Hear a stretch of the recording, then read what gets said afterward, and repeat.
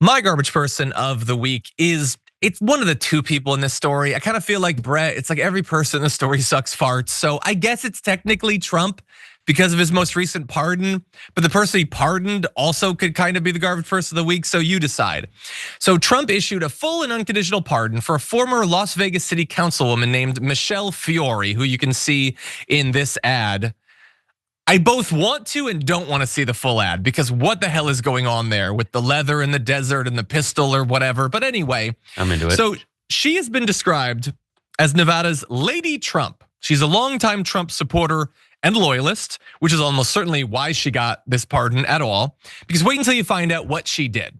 Okay, so a federal judge found that Fiore had solicited donations that she said would go towards a memorial statue honoring slain Las Vegas police officers, but instead she used the money for, among other things, plastic surgery.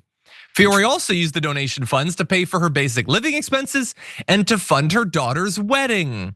Well, that's nice. That's almost charitable there at the end. So she pleaded not guilty. A jury found the evidence, heard the evidence. They found her guilty of 6 counts of wire fraud and 1 count of conspiracy to commit wire fraud. Now, following her conviction, she was waiting to be sentenced and was likely to be sent to prison for a very long time for that many counts of fraud. But don't worry, her fellow scam artist Donald Trump swoops in and stops justice. And by the way, I just like the details make it even worse. If you go back 2019, 2020, they want this statue for Alan Beck and Igor Soldo. They were Las Vegas cops killed in the line of duty back in 2014. So she does this extended campaign to raise money for it. Federal prosecutors said that Fiore told donors, including then Clark County Sheriff Joe Lombardo, Nevada's current Republican governor, that the money would fund the statue. So she's scamming like the cops themselves for this money. A private development firm apparently actually paid for the statue.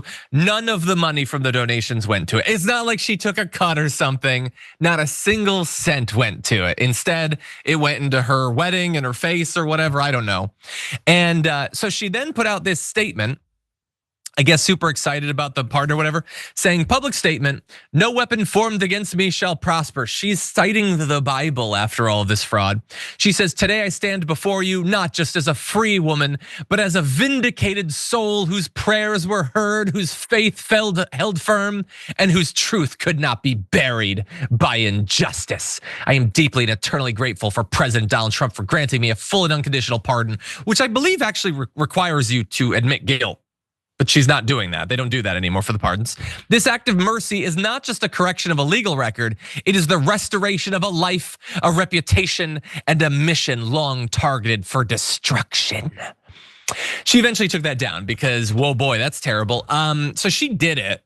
She hasn't owned up to that. She hasn't earned the pardon. And she now is telling you, I'm not only not going to jail, my reputation is restored. But importantly, that's not up to her. And nothing Donald Trump can do can get her reputation back. I imagine the people she scammed, maybe the cops, are probably still a little bit peeved about what she did. But what do you think, Brett?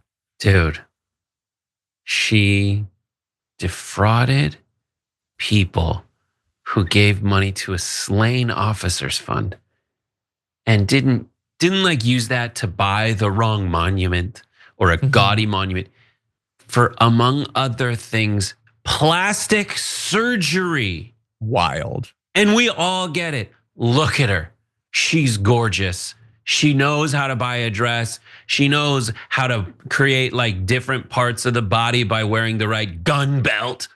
Yes, we would all slay cops so that we could have a chance to have carnal intercourse with the fruits of that plastic surgery. Obviously, but it's against the law, ma'am. Or it was, except for the fact that of all the people convicted of all the crimes in all of America, Donald Trump was like, that one. The one who defrauded people, who gave money to a slain victims fund so that she could use the money on plastic surgery. That's the one whose enemies I would like to smite as the God character in her allegory. That one is the one we free. Good for her. John, how dare you call this a garbage person? So sometimes Brett will say something insane, and then he'll just talk for a while after so that I can't respond to it. What the hell was just going on? I have another garbage person. Brett, could you get in there, please? Anyway, no, yeah. By the way, what's going on? And I understand that you can't focus on everything. He is going around and he is mass pardoning frauds and supporters of his, and generally supporters of his who are frauds, and it's barely even getting any news coverage.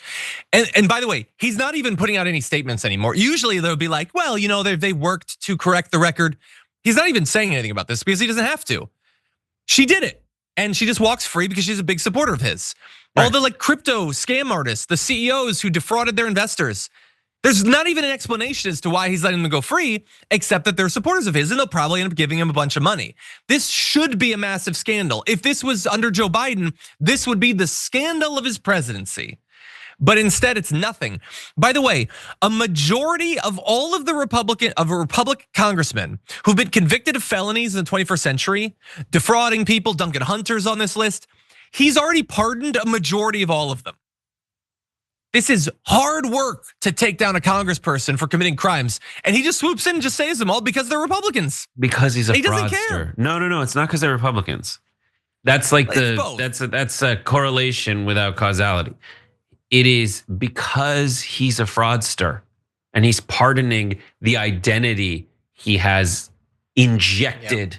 Okay, so to speak. Well, I don't like it. You have to pay for those injections. I don't like it. All right, let's do more things. Yes, let's see. Those are our garbage people. 48,000 of you voted for the community garbage person of the week. And number 4 is 9% of the vote going to Stephen Miller for wanting reparations due to immigration. Jesus, or reparations to the January 6th insurrectionists. Number 3 with 19% of the vote is Pete Hegseth for blaming the media for Signalgate Part 2. Your runner-up got 28% of the vote. That's RFK Jr. for his dumb comments on the autism community. Really? I thought that would get it. Okay, well, 44% of you did choose the community garbage person of the week, agreeing with me that it's Marjorie Greene, but for a different reason, for her disgusting post after the Pope's death, implying that God had killed the Pope. That's crazy. Everybody knows it was JD Vance. Anyway, that's our garbage. Well, here's our hero of the week. Acknowledging a good person, 56,000 of you voted. Every time, more people vote for the hero, and I love to see it. Number 4, 7% of the vote goes to Larry David for mocking Bill Maher's dinner date with Trump. 9% goes to Jamie Raskin for warning foreign dictators who kiss up to Trump. 13% goes to David Hogg for wanting strong Democrats to face Republicans, but it wasn't even close. 71% goes to the tragically slain Pope Francis, who told JD Vance to have compassion for immigrants. And I support your choice. Thank you to the audience.